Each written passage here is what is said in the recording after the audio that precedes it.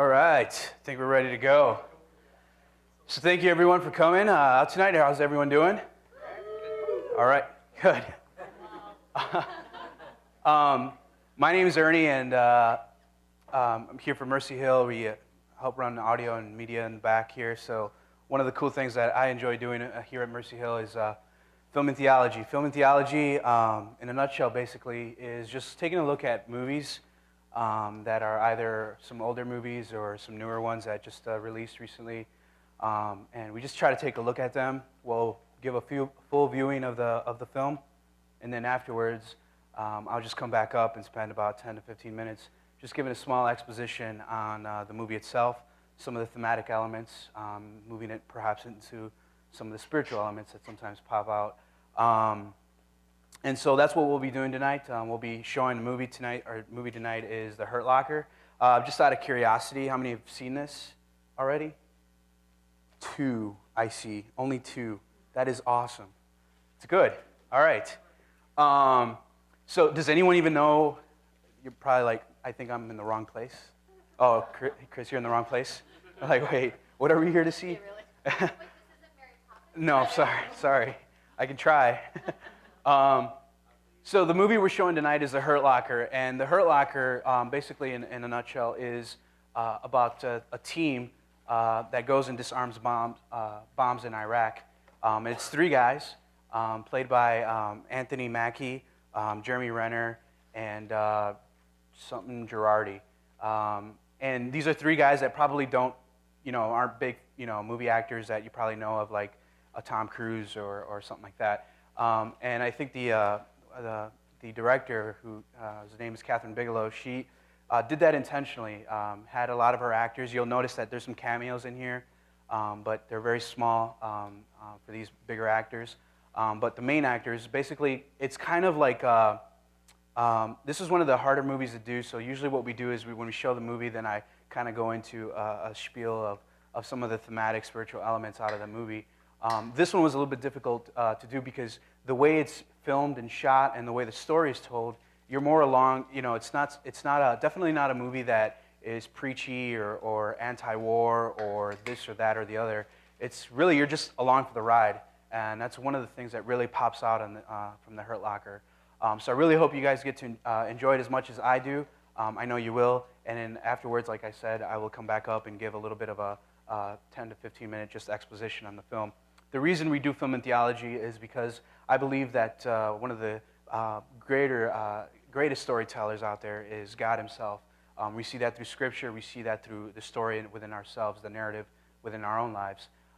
And so one of the things that we do is I think that the movie theaters are, whether you like it or not, a message is being given to you. It could be positive, it could be negative, it could be one that you're for or against, but it's still a message that is being portrayed through the story of characters, through the development of a plot, through the development of these characters in these stories. So I'm really glad you guys made it out tonight, and I hope you guys get to enjoy The Hurt Locker. We'll talk to you guys in a bit. Thanks.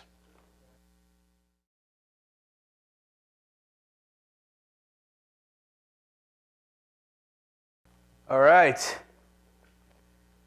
So what did you guys think? Did you like it? No?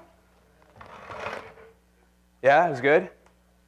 The guy had to be a psycho to go back. We'll talk about that. The Hurt Locker. Just some quick trivia, or not trivia, but just the FYI. This is directed by Catherine Bigelow. I don't know if you guys know this, but anyone here see Avatar? A few people.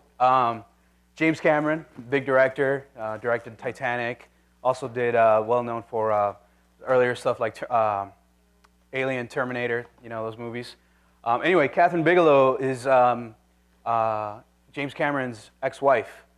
And both of the movies, both these films, Avatar and Hurt Locker, are both nominated for the same amount of Academy Awards, so I thought that was pretty interesting. And Catherine Bigelow actually initially didn't want to do this movie, and it was her ex-husband, James Cameron, who convinced her to do it. So just a little FYI, I thought that was pretty interesting.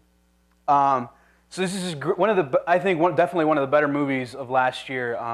It was a quiet movie. I think it went straight to DVD in Brazil. And then afterwards, made its way to the States. A lot of people started picking up on it, and then finally was able to get picked up for wide release.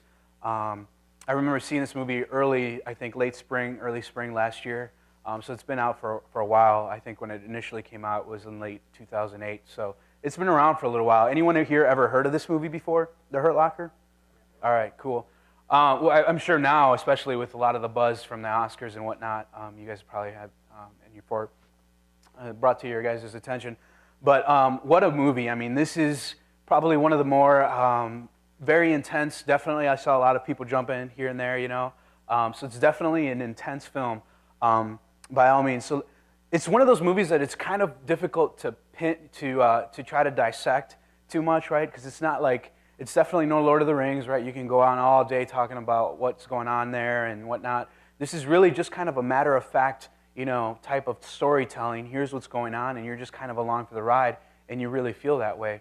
So I just want to talk about a couple of things, but before I talk about those couple of things, I just want to talk about a few things about the actual film itself. The cinematography is done exceptionally well, and there's one reason why it's so successful in what it did, and basically the cinematography being the way it's shot, its surroundings, how realistic it was.